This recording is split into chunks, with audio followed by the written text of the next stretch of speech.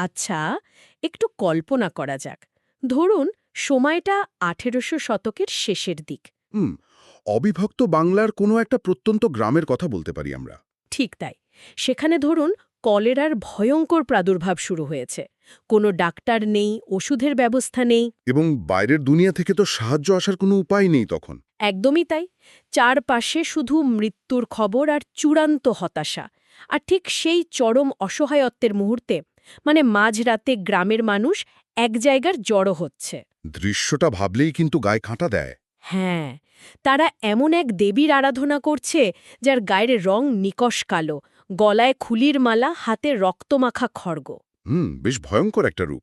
প্রশ্ন হল, চারপাশের এই ভয়ঙ্কর মৃত্যুপুরীর মাঝে দাঁড়িয়ে মানুষ কেন এমন এক ভীতিকর রূপের কাছে আশ্রয় খুঁজছে?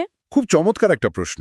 মানে, যখন মানুষের তৈরি করা সমস্ত পার্থিব ব্যবস্থা আর সুরক্ষার বলয় এক নিমিষে ভেঙে পড়ে, তখন মানুষের মন ঠিক কোন মনস্তাত্ত্বিক সুইচটা অন করে দেয়? আসলে এই বিষয়টা বুঝতে হলে আমাদের একটু গভীরে যেতে হবে। আজকের এই গভীর অনুসন্ধানে আমরা আমাদের সামনে থাকা বিভিন্ন ঐতিহাসিক দলিল এবং গবেষণাপত্র থেকে ঠিক এই প্রশ্নগুলোরই উত্তর খোঁজার চেষ্টা করব।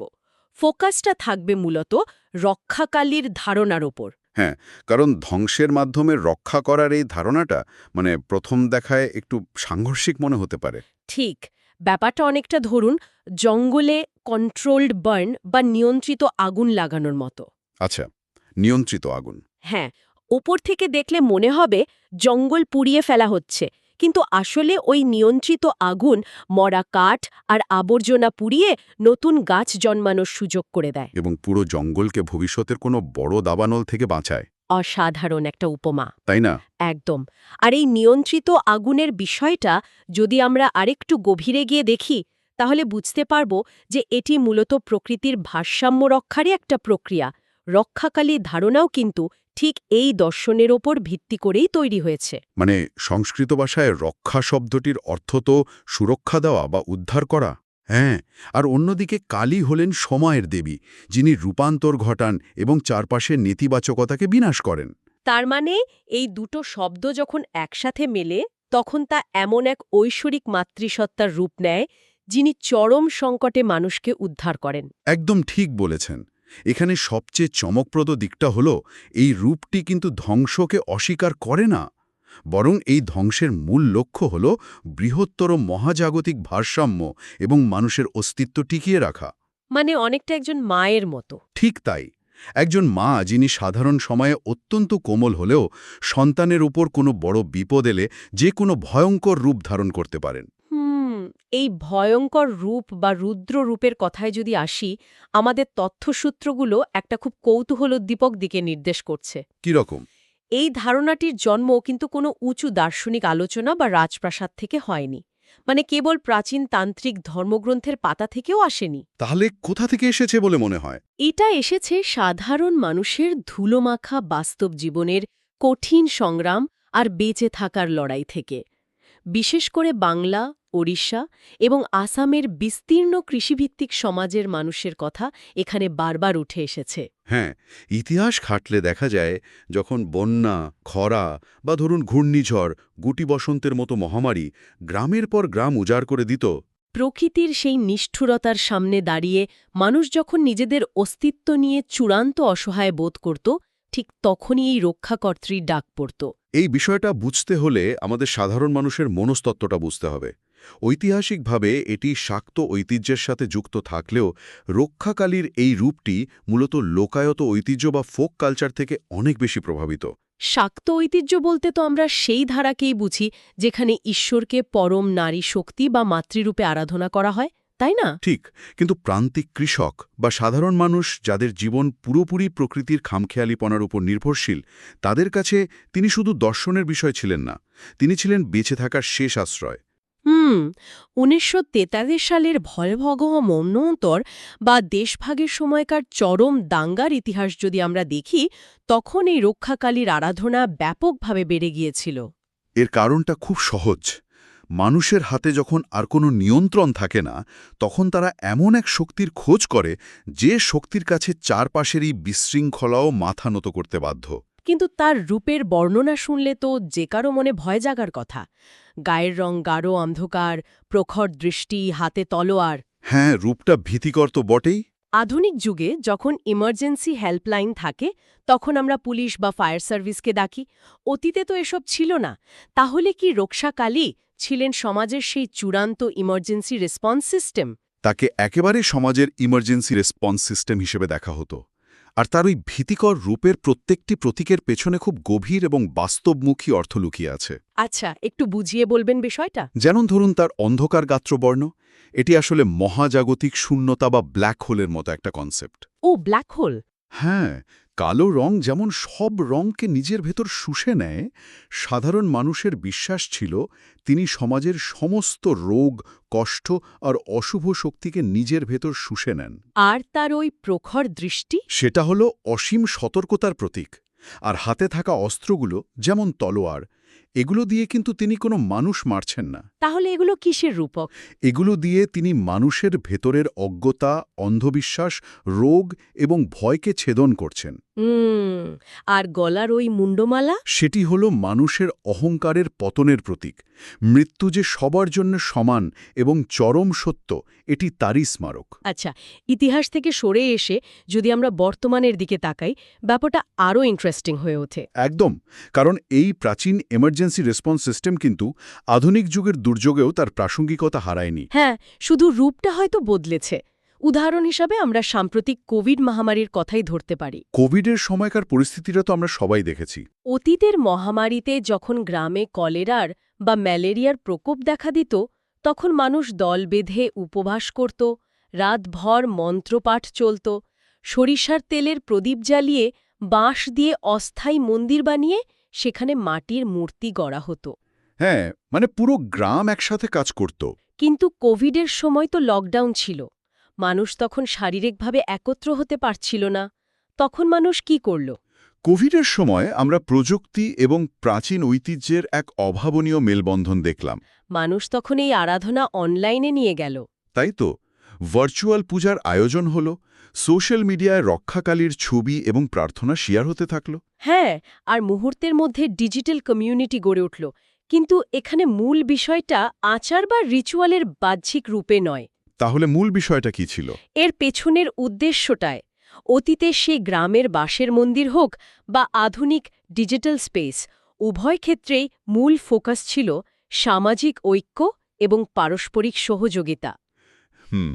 আমরা তো দেখেছি দুর্যোগের সময় মন্দির বা কমিউনিটি স্পেসগুলো কেবল প্রার্থনার জায়গা থাকেনি। একদমই না, সেগুলো ত্রাণ বিতরণ, মাস্ক বা ওষুধ প্রদান এবং দুস্থ মানুষদের অন্ন বিতরণের কেন্দ্রে পরিণত হয়েছিল। এই সংঘবদ্ধ হওয়াই ছিল বিপদের বিরুদ্ধে মানুষের সবচেয়ে বড় হাতিয়ার। ঠিক। তবে এই জায়গাটিতেই আমি একটু দ্বিমত পোষণ করতে চাই। আচ্ছা, বলুন। কারণ এই প্রশ্নটা খুব স্বাভাবিকভাবেই আসে যে যদি রক্ষাকালী রক্ষাই করেন, তবে ঘূর্ণিঝড় বা কোভিড মহামারীর মতো বিপর্যয়গুলো তো বাস্তবে ঘটছেই।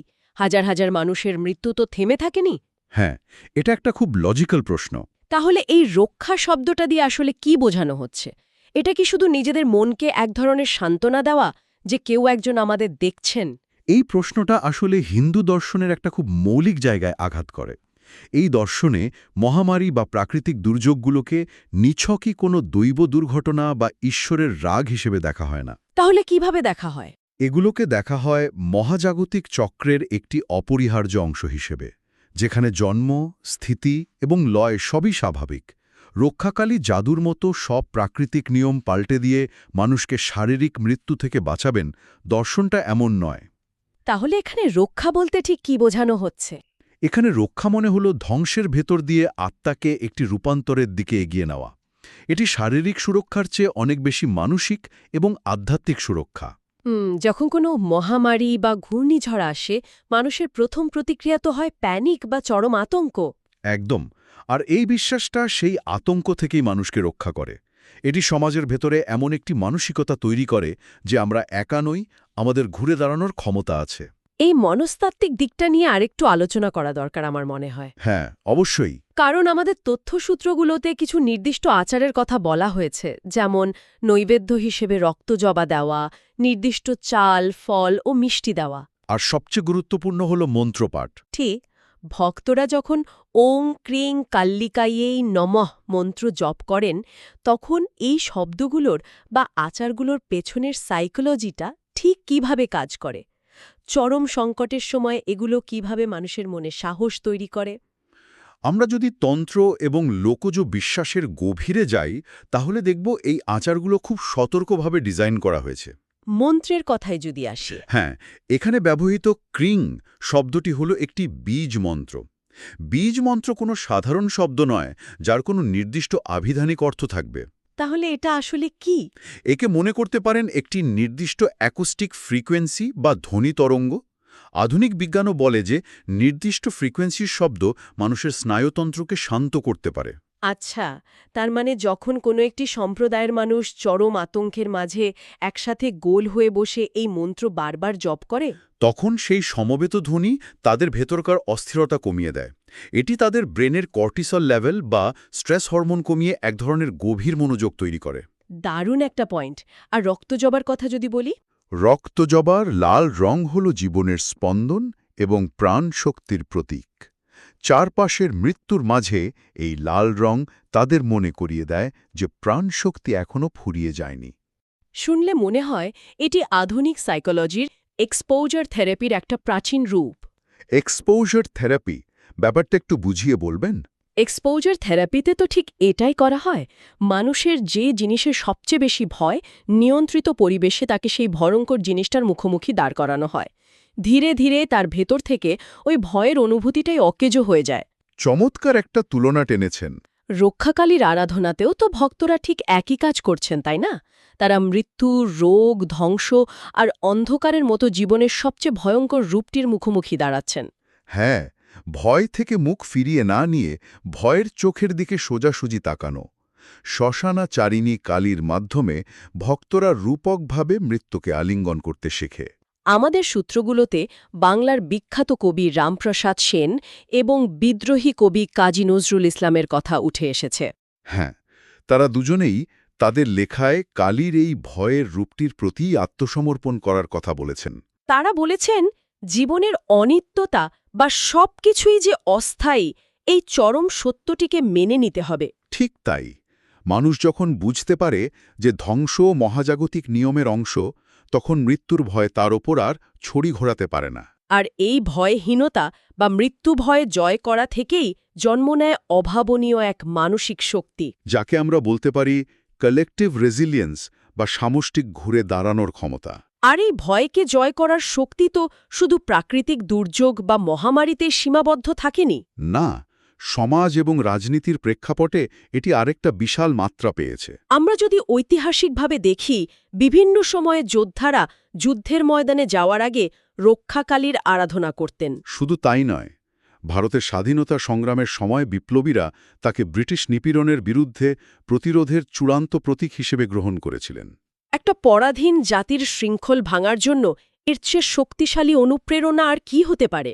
এই জায়গাটা অত্যন্ত তাৎপর্যপূর্ণ, কারণ শুধু রাজনৈতিক সংগ্রাম নয়, এর সাথে নারী ক্ষমতায়নের একটা খুব গভীর সংযোগ আছে। অনেক আধুনিক নারীবাদী পণ্ডিত এবং সমাজকর্মী তো কালীকে স্বাধীন নারী শক্তির এক অনন্য প্রতীক হিসেবেই দেখেন। একদম, আমাদের চারপাশে বা সারা পৃথিবীতে যুগে যুগে নারীদের যেভাবে দেখা হয়েছে, সেখানে একটা নির্দিষ্ট স্টেরিওটাইপ বা গদবাঁধা ধারণা আছে। হ্যাঁ, নারীকে হতে হবে কোমল, বশংবদ, শান্ত এবং সর্বংসহা। কিন্তু রক্ষাকালীর রূপ এই পুরো পিতৃতান্ত্রিক ধারণাটাকে একেবারে ভেঙে চুরমার করে দেয়। তিনি শুধু মমতাময়ী নন, তিনি অবিচারের বিরুদ্ধে সীমাহীন ক্রোধের প্রতিমূর্তি। মহাদেব শিবের বুকের ওপর তার দাঁড়িয়ে থাকার যে আইকনিক দৃষ্টিটি রয়েছে, সেটি দর্শনের দিক থেকে দারুণ একটি বার্তা দেয়, তাই না? হ্যাঁ, খুব গভীর একটা বার্তা। শিব এবং কালীর ওই দৃষ্টিটি নিয়ে একটু বিস্তারিত জানতে চাই, কারণ সাধারণত পুরাণ বা রূপকথার গল্পগুলোতে আমরা অভ্যস্ত যে কোনো ক্রাইসিস হলে একজন পুরুষ বীর বা দেবতা এসে সমাজকে উদ্ধার করবেন। নিচে শুয়ে আছেন একজন প্রবল পুরুষ দেবতা। এই বিষয়টা কি সমাজের গতানুগতিক চিন্তাধারাকে পুরোপুরি উল্টে দিচ্ছে না? হ্যাঁ, এটি গতানুগতিক চিন্তাকে শুধু উল্টে দিচ্ছে তাই নয়, এটি চেতনা এবং শক্তির আসল সম্পর্কটাকে সামনে আনছে। সেটা কিরকম? হিন্দু দর্শনে শিব হলেন বিশুদ্ধ চেতনার বা কনশাসনেসের প্রতীক, কিন্তু এই দর্শন বলে চেতনা নিজে নিজে কিছু করতে পারে না, এটি নিষ্ক্রিয়। মানে শক্তিরূপিণী কালীর স্পর্শ ছাড়া বা নারী শক্তির সক্রিয় অংশগ্রহণ ছাড়া জগতের কোনো পরিবর্তন, সৃষ্টি বা রক্ষা সম্ভব নয়। একদম তাই। কালীর ওই রুদ্র রূপ আমাদের শেখায় যে নারীর শক্তি শুধুমাত্র তার মাতৃসুলভ কমলতা বা পরিচর্যার মধ্যেই সীমাবদ্ধ নয়। যখন সমাজে অন্যায়, অবিচার বা কোনো গভীর সংকট দেখা দেয়, তখন সেই অন্যায় প্রতিরোধের জন্য নারীর রুদ্র রূপ, তার ক্ষোভ এবং রাগও সমানভাবে পবিত্র। ঠিক বলেছেন। সমাজের চোখে নারীর রাগ প্রকাশটারা হয়তো অশোভন, কিন্তু এখানে সেই রাগ কোনো ব্যক্তিগত আক্রোশ নয়। এটি হল সমাজকে রক্ষা করার জন্য ন্যায় বিচারের রাগ। তাই তিনি একই সাথে পরম মমতাময়ী মা এবং অন্যদিকে নিপীড়কের ত্রাস। তাহলে আজকের এই পুরো আলোচনাটাকে যদি আমরা এক সুতোয় গাঁথি, বিষয়টা দাঁড়াচ্ছে যে রক্ষাকালী কেবল প্রাচীন তন্ত্রের কোনো রহস্যময়ী দেবী নন। না, বা শুধু মিথোলজির বইয়ে আটকে থাকা কোনো চরিত্রও নন। তিনি বাংলার প্রান্তিক কৃষকের ঘূর্ণিঝড় বা কলেরার মতো দুর্যোগ মোকাবেলার আদিম সাহস।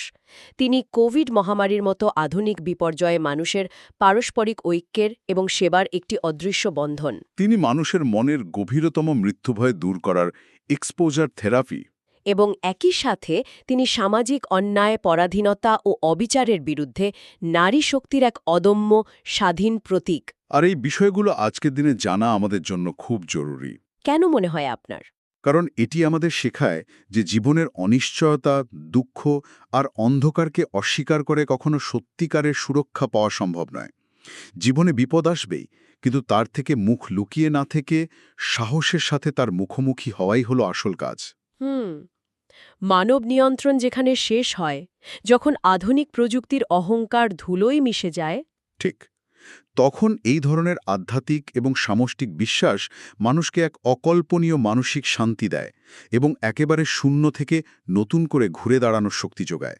সত্যি ভয়কে জয় করাই সবচেয়ে বড় সুরক্ষা। এই আলোচনার একেবারে শেষে এসে আমরা যে তথ্যসূত্রগুলো বিশ্লেষণ করলাম, তার উপর ভিত্তি করে একটি চিন্তার খোরাক রেখে যেতে চাই। হ্যাঁ, সেটা খুব প্রাসঙ্গিক হবে।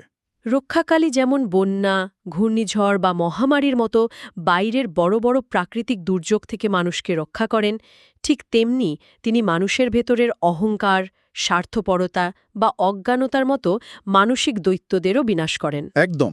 আধুনিক এই চরম ব্যস্ত এবং তথ্য ভারাক্রান্ত পৃথিবীতে মানুষের চারপাশে এখন হয়তো কলেরার মহামারী নেই, কিন্তু আমাদের নিজস্ব এমন কোনো অদৃশ্য মহামারী বা ভেতরের ভয় লুকিয়ে রয়েছে, যার মুখোমুখি দাঁড়ানোর জন্য আজ আমাদের নিজেদের ভেতরেই একটি রক্ষাকালীর রূপ বা ওই অদম্য সাহসের প্রয়োজন।